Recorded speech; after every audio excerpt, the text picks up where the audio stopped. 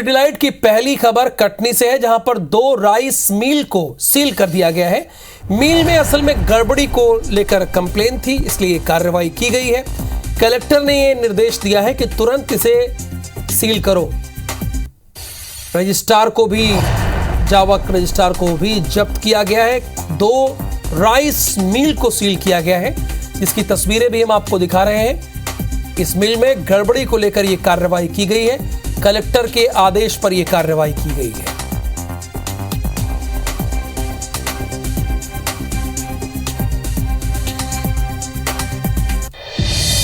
अगली खबर केशकाल से है। घाट में फिर लगा है जाम। ट्रक खराब होने के कारण जाम लगा है। वाहनों की लंबी लाइन लगी है। यातायात बहाल करने में पुलिस जुटी हुई है। केशकाल से खबर है, जहां पर ट्रक खराब होने की वजह से एक लंबा जाम लग गया और यात्रियों को बहुत परेशानी का सामना उठाना पड़ रहा है। घाट में लंबा जाम लग गया है, जिसकी तस्वीरें भी हम आपको दिखा रहे हैं। ट्रक खराब होने के चलते, यानी बीच रास्ते में ट्रक खराब हो गई और उसी की वजह से काफी लंबा वहां पर जाम लग गया है।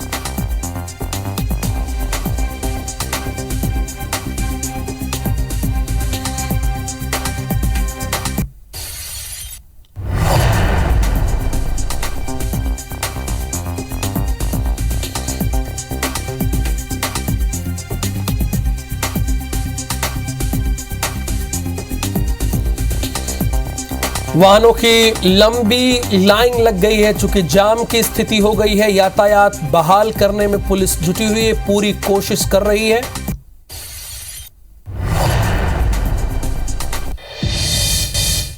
भोपाल के रविंद्र भवन में कुर्मी क्षत्रिय समाज का प्रदेश स्तरीय महासम्मेलन आयोजित किया गया, जिसमें पूर्व मुख्यमंत्री कमलनाथ शामिल हुए।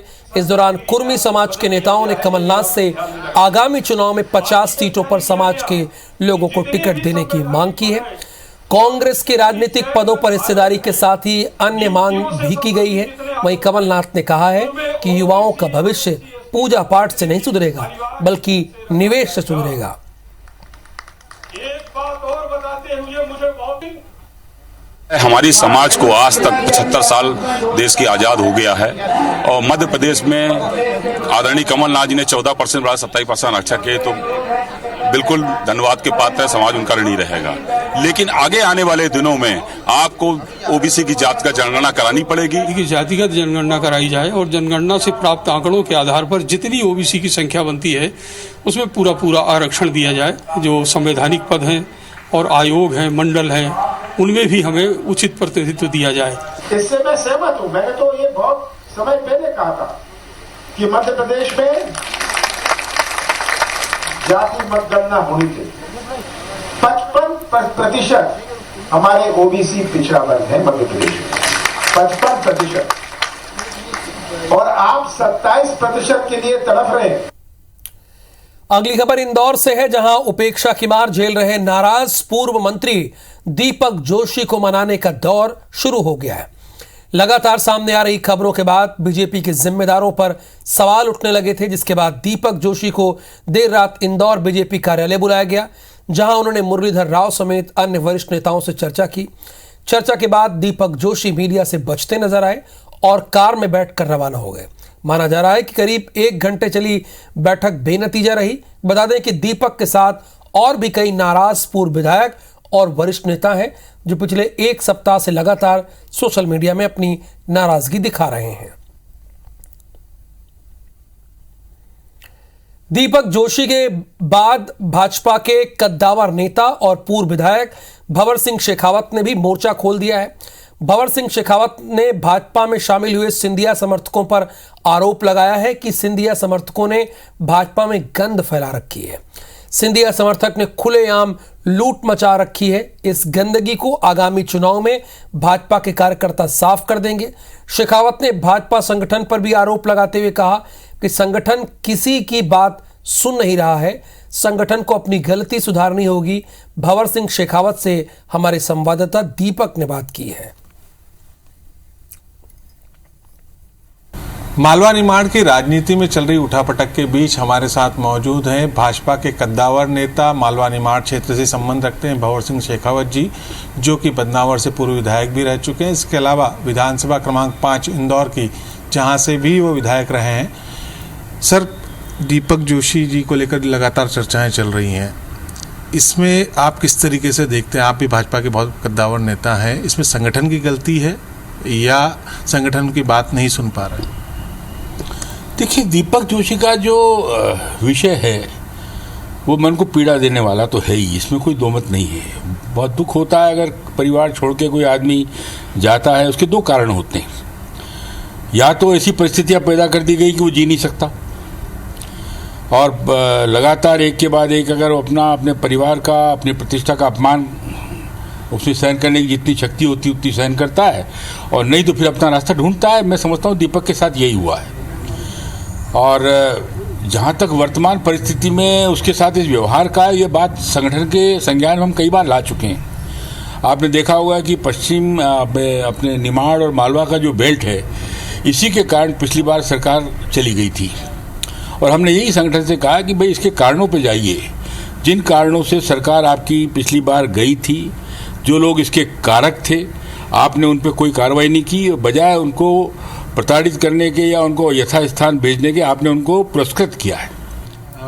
जो सिंधिया समर्थक आए हैं, जो आज मंत्री हैं, भाजपा कहती है कि जो भाजपा में शामिल हो जाता है और रज बस जाता है, वो भाजपा का कार्यकर्ता बन जाता है। आप भी लगातार 2 सालों से देख रहे हैं, क्या वाकई में वो स्थिति निर्मित हुई है?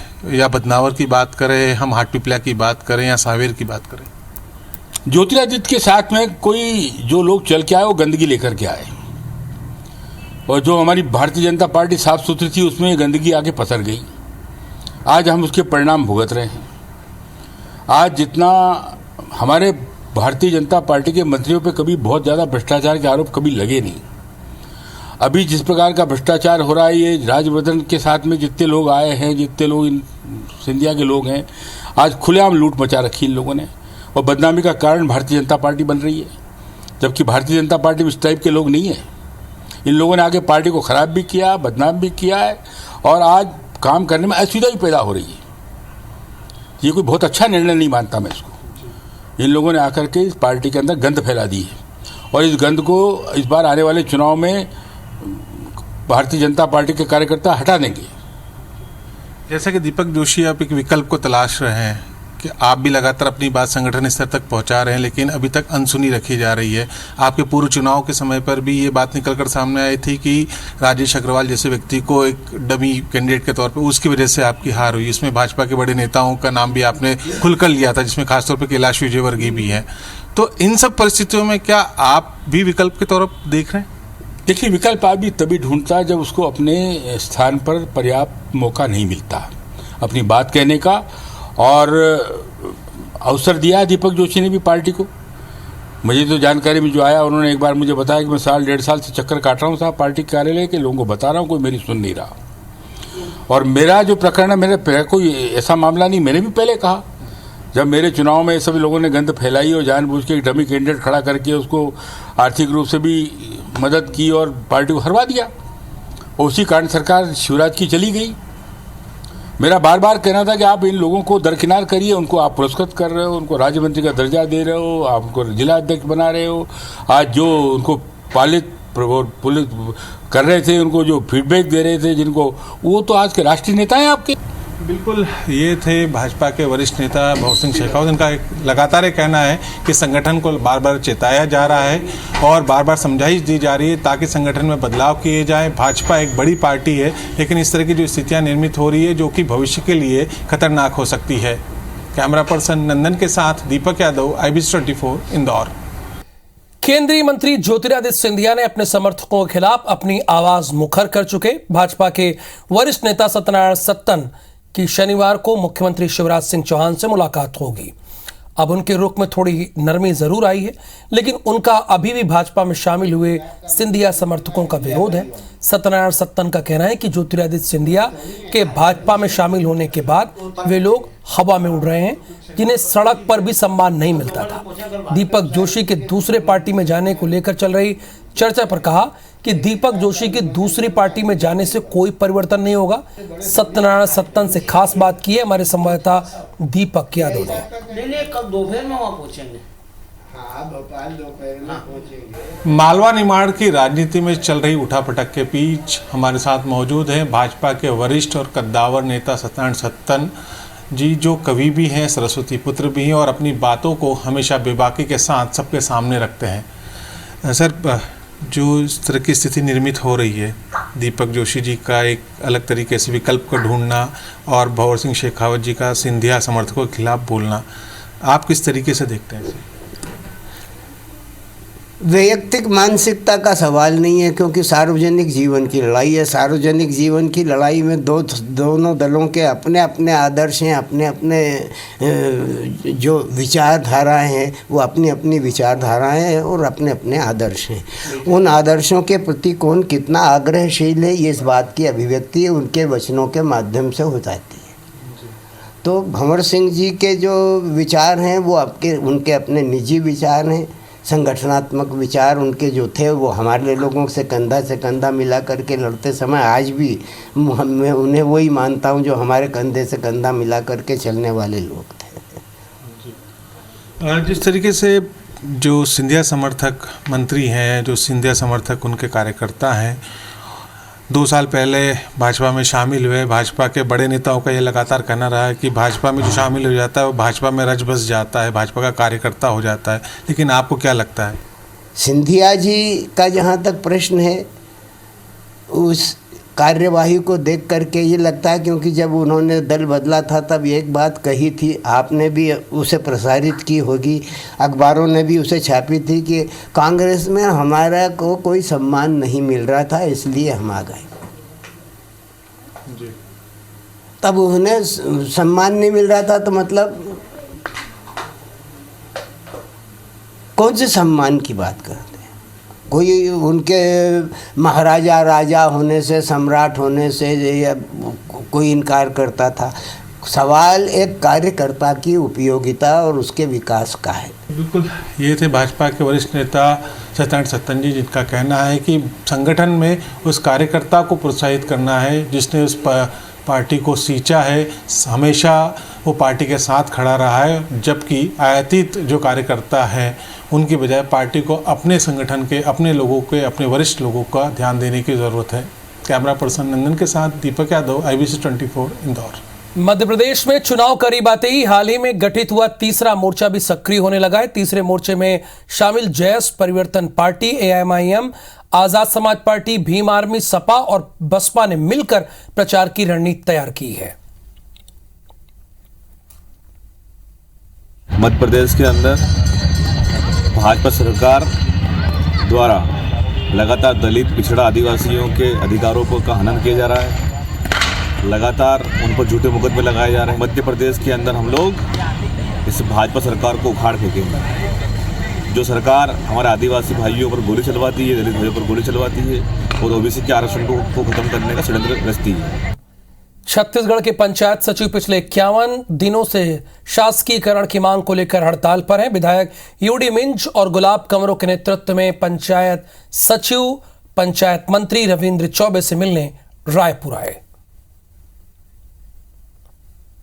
पदाधिकारी जो मिले थे, माननीय मंत्री जी से मुलाकात हुई थी, इन्होंने आश्वस्त किया था कि यहाँ पर हड़ताल समाप्त किया जाए। फिर सरकार इनके लिए सोच रही है कि हम आने वाले बजट में जिन हमारे संविदा कर्मचारी हैं, जो विभिन्न प्रकार के कर्मचारी हैं, उनके लिए हम सोच रहे हैं। सरकार इनके लिए सकारात्मक विचार कर रही है कि इस पर इनकी मांगों पर विचार किया जाएगा। तो उन्होंने कहा था हड़ताल वापस लो, सरकार आपके साथ है, आपकी बातों पर गंभीरता से पहल कर ही रही है और बहुत जल्दी ये आपकी जो मांग उसको पूरा किया जाएगा करके। राज्य भर के पंचायत सचिव पिछले 51 दिन से शासकीयकरण की मांग को लेकर हड़ताल में थे और आज विधायक UD मिंज और गुलाब कामरो इन्हें मंत्री रविंद्र चौबे से मुलाकात कराने के लिए लेके आए थे मध्यस्थता करते हुए, और इन्हें उम्मीद थी कि इनकी मांग मानी जाएगी, लेकिन अभी तक कई घंटे गुजर चुके हैं, अभी तक जो है स्पष्ट नहीं हो पाई है स्थिति। और जो पंचायत सचिव बड़ी संख्या में मंत्री बंगले के अंदर बैठे हुए थे, वो सारे के सारे लोग जो है वो बाहर निकल कर आए हैं। उनके जो अध्यक्ष है तुलसी साहू, फिलहाल कुछ देर के लिए वापस लौटूंगा बोल के गए हैं। तो अभी क्या स्थिति बन रही है? अभी स्थिति ये है, गुलाब कमरो UD मिंज के बहुत बहुत धन्यवाद, और हम लोग भूपेश है तो भरोसा है करके हम लोग पंचायत मंत्री के पास आए हैं कि हम लोग जो 27 साल से अनवरत पंचायत के काम कर रहे हैं। आज हमें पंचायत का जो काम नहीं कर रहे हैं, जो नरवा गरवा घुरवा बारी जो उड़ रहा है, उसका हमें भी दर्द है। लेकिन भूपेश सरकार ये भी सोचना चाहिए कि हम उन्हीं के बच्चे हैं और काम कर रहे हैं। ग्राम पंचायत में अगर नींव का पत्थर है, अगर ग्रामीण विकास अगर नहीं होगा तो कहीं कोई विकास नहीं होगा। अभी आप लोग अंदर थे, ऐसा क्या हुआ जो बाहर निकल के आना पड़ा? चर्चा लगातार जारी हुई रही थी आदरणीय पंचायत मंत्री जी से, लेकिन उनका कहना है कि स्वास्थ्य उनका थोड़ा सा खराब है। तो हमारा जो है अभी हमारे पक्ष में निर्णय नहीं आ पाया है। हम चाहते हैं कि हम सरकार के साथ बात करें, लेकिन अभी सम्माननीय हमारे पंचायत मंत्री जी द्वारा जब तक एक ठोस हमारे संगठन को आश्वासन नहीं दिया जाता है, सार्वजनिक रूप से प्रेस कॉन्फ्रेंस नहीं किया जाता है, तब तक हमारा संगठन हड़ताल में रहेगा। हम चाहते हैं कि आप बोलिए कि चाहे जुलाई में दें या जून में दें, आपका शासीकरण का सारा खाका तैयार हो चुका है, हम इस दिन से आपके लिए लागू करते हैं। हमारा पंचायत मंत्री से निवेदन हमारा यही है। और इसी तो नहीं, बिना तैयारी के आपको यहाँ ले आए? नहीं, अभी तो माननीय पंचायत मंत्री जी का स्वास्थ्य खराब है करके हम लोग से मिलने से मना कर दिया, इसलिए हम लोग वापस जा रहे हैं। तो एक बार फिर से जो है इन्हें आश्वासन तो मिला है कि इनकी मांगे मांगी जाएंगी और काफी बड़ी संख्या में अभी भी ये इकट्ठा है। अध्यक्ष यहाँ से निकल चुके हैं लौटूंगा कहकर। मांग पर अभी भी अड़े हुए हैं कि अगर सार्वजनिक रूप से प्रेस कॉन्फ्रेंस लेकर ये घोषणा नहीं होती है तो हड़ताल तब तक जारी रहेगी। कैमरामैन अभिषेक गर्ग के साथ संदीप शुक्ला, IBC 24 रायपुर। आदिवासी नंद कुमार साय के कांग्रेस में एंट्री लेने से बीजेपी हाईकमान नाराज है। सूत्रों से मिली जानकारी के मुताबिक नंद कुमार के कांग्रेस में जाने पर जगत प्रकाश नड्डा और अमित शाह ने पूर्व सीएम रमन सिंह और प्रदेश अध्यक्ष अरुण साव और प्रदेश संगठन महामंत्री पवन साय की जमकर क्लास ली है। जितना भारतीय जनता पार्टी में सम्मान मिलता है उतना किसी पार्टी में नहीं मिलता। एक इशारा किया, संकेत किया कि अभी छोड़ करके गए, तो उनके विषय में मैं ज़्यादा बोलना नहीं चाहता।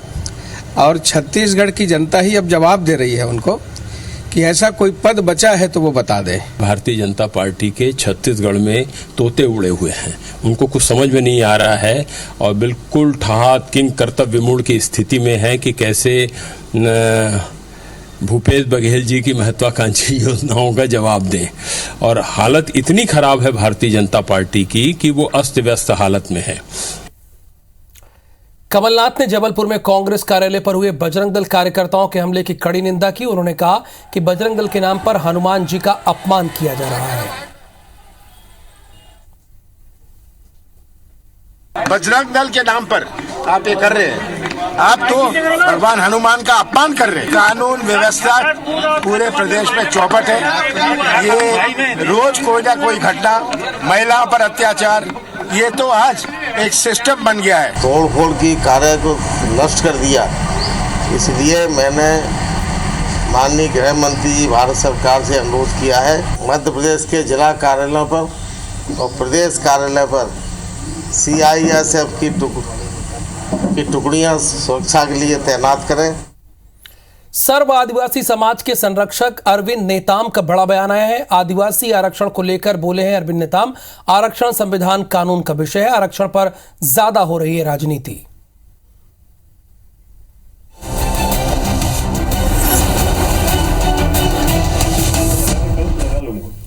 नमस्कार, बहुत बहुत स्वागत है आप सबका। मैं पुनीत पाठक हूं और आज हम आपके साथ में एक बड़े ही खास शख्सियत से स्पेशल और एक्सक्लूसिव मुलाकात करने वाले हैं। अरविंद नेताम जी, जो कि अध्यक्ष हैं सर्व आदिवासी समाज के, लेकिन इनका परिचय किसी को देने की आवश्यकता नहीं। पूर्व केंद्रीय मंत्री, राजनीति में बेहद लंबा तजुर्बा रखने वाले, और सबसे बड़ी बात यह कि न केवल प्रदेश में बल्कि देश में जब भी कभी आदिवासी हितों की मशाल जलानी पड़ी, उठानी पड़ी, तो उसमें सभी नामों में सबसे आगे संरक्षक की तरह अरविंद नेताम जी नजर आए। नमस्कार नेताम साहब, बहुत स्वागत है आपका IBC 24 के स्टूडियो में।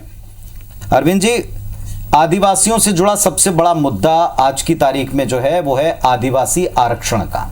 आदिवासी आरक्षण के लिए भी तीन तरह की बातें की जाती हैं। एक सरकार को दोष दिया का, एक विपक्ष को दोष दिया जाता है कि श्रेय की खातिर वो चाहता नहीं है, तीसरा राजभवन की तरफ कि उन्हें पॉलिटिकल टूल की तरह इस्तेमाल किया जा रहा है, चौथा बहुत सारे नीतिगत फैसलों को जिम्मेदार माना जाता है। आदिवासी क्या मानते हैं कि उनके आरक्षण की बाधा क्या है, कहां है? देखिए, आपने इस ऐसा प्रश्न को उठाया है जो आज के ज्वलंत उदाहरण है, इसमें कोई दो राह नहीं है। देखिए, आरक्षण को मैं विशुद्ध रूप से संविधान का विषय मानता हूं, कानून का विषय मानता हूं। और जो संविधान का विषय है और कानून का विषय है और विवाद के घेरे में क्यों पड़ा, ये मेरे सरीके आदमी को समझ के बाहर है। पर मैं इतना कह सकता हूं कि मैंने भारतीय जनता पार्टी की सरकार में भी इस मुद्दे को पहल करते देखा है या उनको कार्रवाई करते देखा है, और कांग्रेस की सरकार में एक निर्णय पे पहुंचा हूं, ये राजनीति ज़्यादा हो रही है और कानूनी और संवैधानिक मुद्दों के आधार पे उसका निराकरण कम हो रहा है। और अगर इसको विशुद्ध रूप से संवैधानिक और कानूनी मुद्दे के आधार पे होता तो ये कोई, मुझे लगता नहीं कि विवाद का विषय है। और अभी मैंने पिछले हिंदू अखबार में इंटरव्यू दिया था और उसमें साफ कहा था कि आदिवासी, दलित और आदिवासी समाज का संविधान में आरक्षण है, पर यह भी बात है कि संविधान में भी कहा गया है कि आपको आबादी के हिसाब से आपकी आरक्षण गारंटेड है। मेरा सवाल का अर्थ भी यही था कि आदिवासी समाज किसको जिम्मेदार मानता है, ये ब्लेम गेम को छोड़ दें आप लोग किसे जिम्मेदार मानते हैं? ब्लेम गेम तो इसलिए नहीं छोड़ सकता कि इसी की वजह से उलझ गया ना। अगर दो बिल अलग अलग विधानसभा, जिनके लिए ब्लेम गेम चल रहा है वो किन्हें इसका जिम्मेदार मानते हैं, अटकाव का? मैं दोनों सरकार ही जिम्मेदार है रही हैं इस मामले में, जो मैं अध्ययन कर चुका हूं। एक और बड़ा अहम सवाल है, मैं फिर से आपने कहा है कि हम चुनाव के ऊपर बात नहीं करना चाहते, चलिए समाज की बात करते हैं। सर्व आदिवासी समाज के आप संरक्षक भी रहे और अब अध्यक्ष की जिम्मेदारी भी समाज ने आपके कांधों पर डाली है। हाल में उपचुनाव को कांग्रेस की जो वर्तमान प्रदेश की सरकार है वो कहती है हमारी उपलब्धि, हमने हर उपचुनाव जीता, और जो अभी सबसे रीसेंट उपचुनाव हुआ था उसमें आपने अपने कैंडिडेट खड़े किए। हालांकि ये भी कहा गया कि उसने भारतीय जनता पार्टी को थोड़ा सा डेंट लगाया। अब फिर चुनाव है, आपको लगता है कि अपने हकों के लिए आदिवासी समाज को यहाँ फिर से अपने कैंडिडेट्स ही उतारने पड़ेंगे, कोई विकल्प नहीं है? उतारेंगे तो कितने उतारेंगे, कहाँ कहाँ उतारेंगे, ये तय किया है? नहीं, देखिए ये ऐसा मसला है कि हम 15 साल से, पिछले 15 साल से इस राज्य में चाहे किसी की सरकार कर रही हो, संवैधानिक अधिकार और दूसरे अधिकार के बारे में संघर्ष समाज करता रहा है और अधिकांश मांगों के बारे में किसी सरकार ने बहुत गंभीरता से लिया नहीं। तो आखिर समाज ने तो ये सोचा कि भाई आखिर हम इतना सब करने के बाद सुनवाई क्यों नहीं होता। तो ये जो आप कह रहे हैं कि समाज उतारेगा या कैंडिडेट होगा, ये मजबूरी है समाज की। अगर हमारी संवैधानिक अधिकारों को ठीक ढंग से अध्ययन करके लागू होता रहता तो ये नौबत नहीं आती। कोई विकल्प नहीं समाज तो के साथ। अभी आप ये मानते हैं कि समाज को अपने कैंडिडेट्स उतारने ही पड़ेंगे, कोई विकल्प नहीं है, इसीलिए आप उतारेंगे? अब अगला हिस्सा नहीं, समाज ने ये करीब करीब तय कर लिया है कि हम उतारेंगे। ठीक, ये समाज का मामला, कोई मेरा व्यक्तिगत ये नहीं है। जी बिल्कुल बिल्कुल। और वो समाज तय कर लिया, सिद्धांतता ये तय कर लिया है, बाकी वर्कआउट हम कर रहे हैं समाज के लोग, यानी कि भाई कैसा करेंगे, कितना करेंगे, कैसा करेंगे, ये हो रहा है। नहीं, पर अब दोनों दल तैयारी में जुट गए और सबसे बड़ा फोकस भी वही है जहां आदिवासी वर्ग बसता है, रहता है। दोनों पक्षों को आप देख रहे होंगे बड़े सक्रिय, आपके आसपास भी बहुत सारी तैयारियां आपको नजर आ रही होंगी। तो ऐसे में आपको डिसाइड तो करना पड़ता होगा या भी करना पड़ेगा कि आप कितने कैंडिडेट उतारेंगे, कितनी सीटों पर उतारेंगे, सिर्फ आरक्षित सीटों पर उतारेंगे, क्योंकि जिसने इस बेल्ट को साधा वही सत्ता तक पहुंच पाएगा, यानी बिना आपके सत्ता मुमकिन नहीं हो पाएगी। बिल्कुल ठीक कह रहे हैं आप। देखिए, मैं इस बात पे मैं कहना चाहता हूं कि पूरे प्रदेश के लोगों के सामने रखना चाहता हूं कि समाज ने तय कर लिया है कि हम उतारेंगे। अब रही बात कितना होगा, ये वर्कआउट हो रहा है। ये बात भी सही है, समाज ने फैसला किया है कि करीब करीब 15 से 20 ऐसे जनरल सीट हैं जहां 20 से 40% मतदाता आदिवासी हैं। तो समाज ने भी तय कर लिया कि हम जनरल सीट में भी हम उतारेंगे और हमारा फोकस ज्यादा जनरल सीट में भी होगा। चलिए, बहुत अच्छे तरह से सुलझे हुए तरीके से सीधे सीधे आपने तमाम सवालों के जवाब दिए हैं। क्या आदिवासियों के मुद्दे हैं, कौन आदिवासियों के हकों की बात कर रहा है, आपकी इन तमाम बातों को पक्ष के और विपक्ष के नेता भी ध्यान से सुनेंगे। आपने सुना अरविंद नेताम जी को, जो कि अध्यक्ष हैं सर्व आदिवासी समाज के, और उनका स्पष्ट मानना है कि लंबे समय से अगर आदिवासी आंदोलनरत है तो फिर जिस भी पक्ष का यह दावा है कि वो उनके हितों के लिए काम कर रहा है उसको एक बार विचार करना पड़ेगा। वे अपने कैंडिडेट्स उतारेंगे, अब कितने और कहां किन किन सीटों पर उतारेंगे इसकी रणनीति बन रही है। पूरा खुलासा वो इस मंच पर फिलहाल नहीं करना चाहते, उसके लिए हम भी आपके साथ इंतजार करेंगे। बहुत शुक्रिया आपका IBC24 से बातचीत करने के लिए। धन्यवाद। नमस्कार।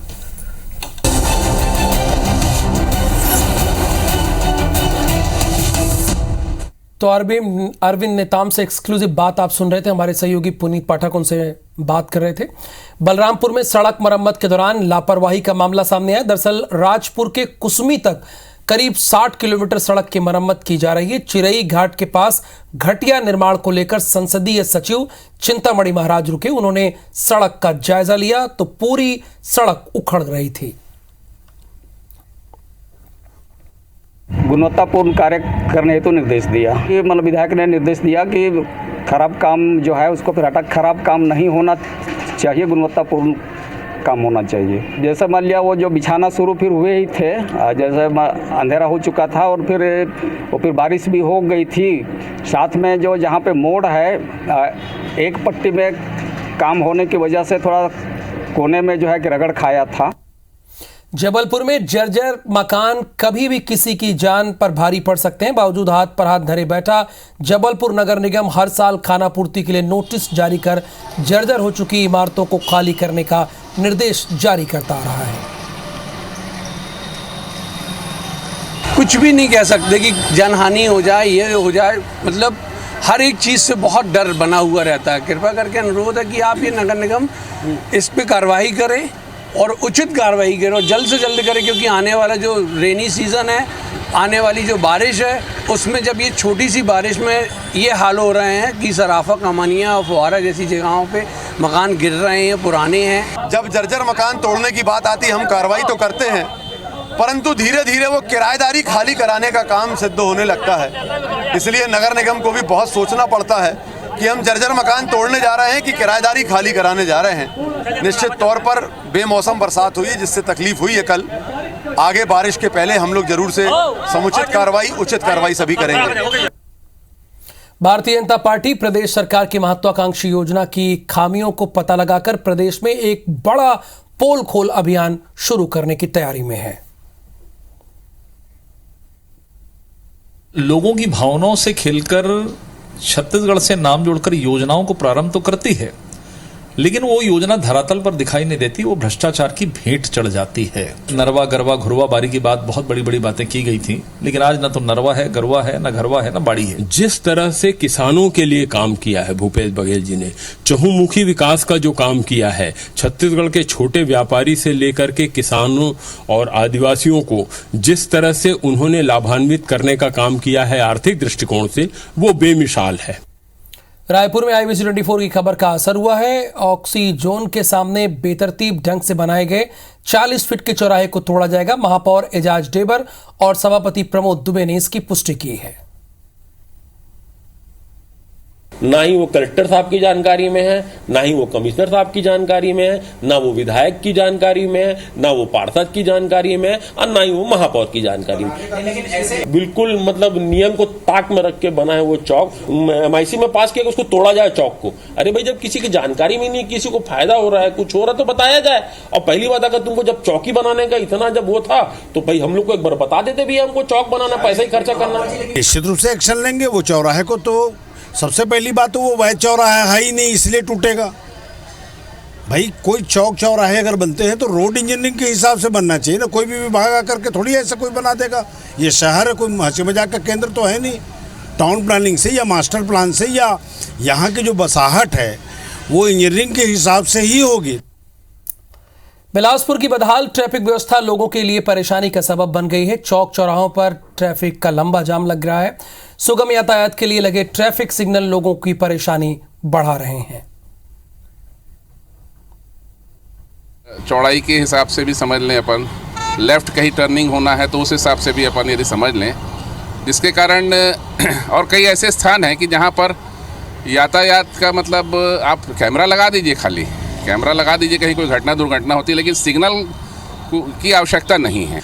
इससे शहर में ITMS की सुविधा, ट्रैफिक को व्यवस्थित करना, ट्रैफिक के जो चलान्स हैं उनकी सुविधा, रॉन्ग लेन डिटेक्शन जो है, PTZ कैमरा, CCTV कैमराज के माध्यम से जो है संपूर्ण शहर की जो है मॉनिटरिंग एक कमांड एंड कंट्रोल सेंटर से की जा सकेगी, जिससे सुरक्षा व्यवस्था जो शहर की है वो भी सुदृढ़ होगी। स्मार्ट सिटी योजना के अंतर्गत नगर निगम के द्वारा ITMS प्रोजेक्ट के तहत शहर में सिग्नल पॉइंट लगाए गए हैं। सभी सिग्नल पॉइंट में सिग्नल तो चालू हो गए हैं, परंतु हमारे कंट्रोल रूम से किन्हीं कारणों से वो कनेक्ट नहीं हो पाया है, तो अभी मैनुअली चल रहा है।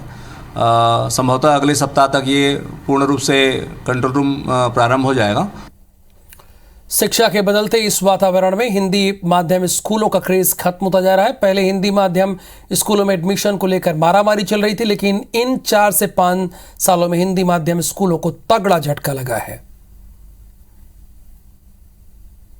जैसे समाज थोड़ा आगे बढ़ रहा है, पढ़ रहा है, अपने बच्चों के कैरियर की उनको चिंता हो रही है, तो लोगों को ये पता है, पालकों को ये पता है कि आगे पीछे इंग्लिश जो है वो कॉम्पिटिटिव एग्ज़ाम की भाषा है, उसमें किताबें ज़्यादा हैं, उसमें रिसर्च मटेरियल ज़्यादा है, और ऐसी सारी चीज़ें जब उनको हिंदी के स्टूडेंट के बच्चों को इंग्लिश में जाके कंपटीशन करना पड़ता है, तब वो बच्चे थोड़ा पीछे हट जाते हैं। जहाँ तक टीवी आ गया है वहाँ पर लोगों को दिख रहा है कि अंग्रेज़ी बोलने वाले बच्चे जो हैं वो शायद ऐसा लोगों को प्रतीत होता है कि ज़्यादा प्रगति कर रहे हैं, और इस वजह से हर आदमी सोचता है कि मेरे से मेरे बच्चों का स्तर आगे बढ़े।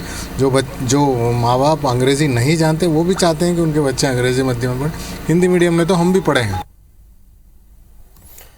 सरदारों की पगड़ी उनकी शान होती है, और सरगुजा में इसी पगड़ी ने एक युवती की जान बचाई। अगर सही समय पर सरदार की पगड़ी काम नहीं आती तो शायद युवती की जान भी जा सकती थी।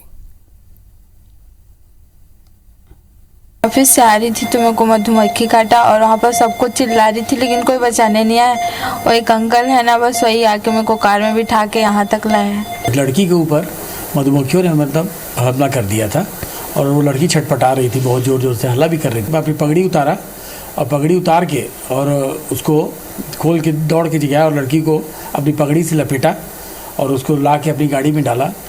फटाफट वहाँ पहुँचा, वहाँ जाके मैं लड़की को वहाँ एडमिट कराया। लंग्स इन्फेक्शन के शिकार बुजुर्ग पेशेंट की जिंदगी बचाने के लिए ग्रीन कॉरिडोर बनाया गया। प्रशासन और अस्पताल प्रबंधन की मदद से मरीज को महज 13 मिनट में एम्बुलेंस ग्वालियर से निरावली पहुंची। एक रिक्वेस्ट आई थी कि ग्रीन कॉरिडोर पेशेंट के लिए बना के दिया जाए, ताकि उनको कम से कम टाइम में दिल्ली पहुंचाया जाए। मानवीय संवेदनाओं को ध्यान में रखते हुए हमने ग्रीन कॉरिडोर तैयार किया था, जिसमें पड़ाव से लेकर निरावली तक हमने मात्र 14 से 15 मिनट में जो बीमार व्यक्ति है उनका सही सलामत हमने मुरैना पायलट के हैंड ओवर कर दिया था। अंबिकापुर मेडिकल कॉलेज में होने वाली भर्तियों पर सुप्रीम कोर्ट के ऑर्डर के बाद पेच फंस गया है। भर्ती के लिए सिर्फ सरगुजा संभाग से ही आवेदन मंगाए गए थे, जबकि कोर्ट ने भर्ती प्रक्रिया में शामिल होने के लिए सभी के लिए द्वार खोल दिए हैं।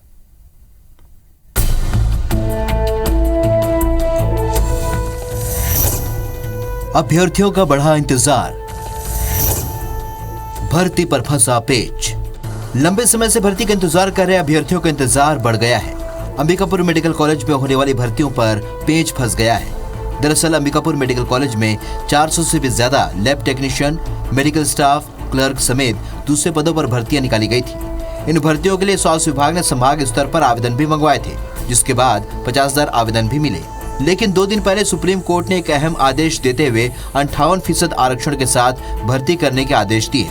साथ ही कोर्ट ने प्रदेश भर के लोगों को भर्ती प्रक्रिया में शामिल होने के लिए पात्र माना है। अब कॉलेज प्रबंधन का कहना है कि भर्ती प्रक्रिया संभाग स्तर पर की जा रही है। मार्गदर्शन में प्रदेश स्तर के निर्देश मिले तो सरगुजा संभाग को छोड़कर प्रदेश स्तर से फिर से आवेदन मंगाकर भर्तियां की जाएंगी। उसकी स्थिति स्पष्ट करने के लिए, उसमें से आरक्षण की स्थिति तो स्पष्ट हो गई है, लेकिन ये विज्ञापित पद संभाग स्तरीय होंगे या राज्य स्तरीय होंगे, और राज्य स्तरीय होंगे तो हमें फिर अन्य संभागों से भी आवेदन पत्र आमंत्रित करने पड़ेंगे। तो उस हेतु मार्गदर्शन हेतु पत्र लिखा जा रहा है। वहीं स्वास्थ्य मंत्री टी.एस. सिंहदेव का कहना है कि भर्ती को लेकर GAD विभाग जांच कर रहा है। मंथन के बाद उचित कदम उठाया जाएगा। हाई कोर्ट के निर्णय पे स्टे लगा दिया है, अभी उसको रद्द नहीं किया है, अभी स्टे लगाया है। तो GAD विभाग उसका परीक्षण कर रहा है, सुप्रीम कोर्ट का फैसला क्या आया है, और उसमें अगर ये गुंजाइश है कि भर्ती की जा सकती है, 58% जो पहले था, तो भर्ती प्रारंभ हो सकती है। वो भर्ती चालू होगी तो फिर नियमित भर्ती होगी। भर्तियां ना हो पाने की वजह से अंबिकापुर मेडिकल कॉलेज में स्टाफ की कमी की समस्या बनी हुई है, जिससे मरीजों को दिक्कतों का सामना करना पड़ता है। अब एक बार फिर से पेच फंसने से भर्ती प्रक्रिया में देरी हो रही है। अब देखना होगा कि अभ्यर्थियों को नौकरी और अंबिकापुर मेडिकल कॉलेज को स्टाफ कब तक मिल पाता है। अभिषेक सोनी, IBC 24, अंबिकापुर। छत्तीसगढ़ में 58% आरक्षण मुद्दे पर सुप्रीम कोर्ट से राहत मिलने के बाद सरकार मिशन मोड पर भर्तियां करने में जुट गई है। इससे प्रदेश के लाखों उम्मीदवारों को नौकरी की उम्मीद फिर से जिंदा हो गई है।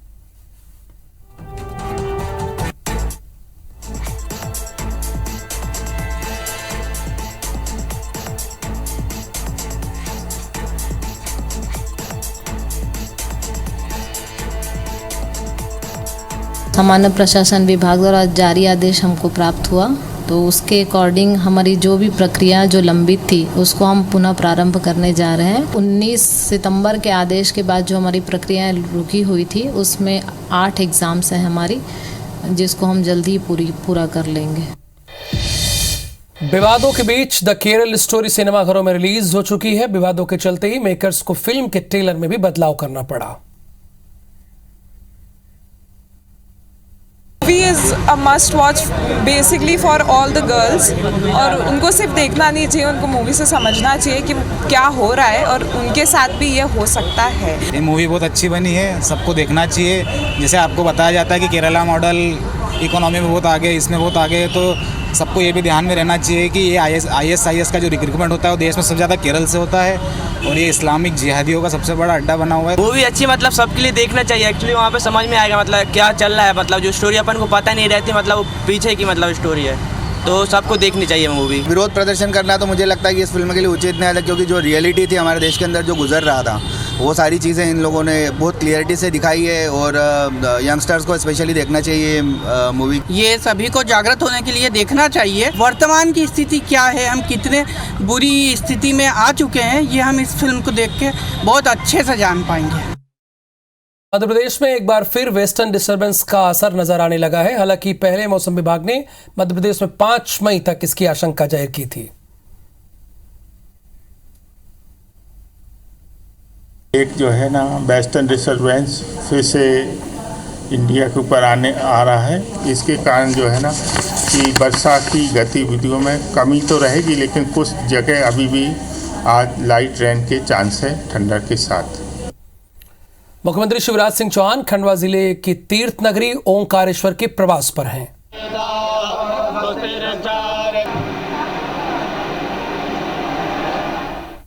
आध्यात्मिक उन्नति और भगवान की कृपा तो बरसेगी ही, लेकिन भौतिक प्रगति भी जबरदस्त होगी।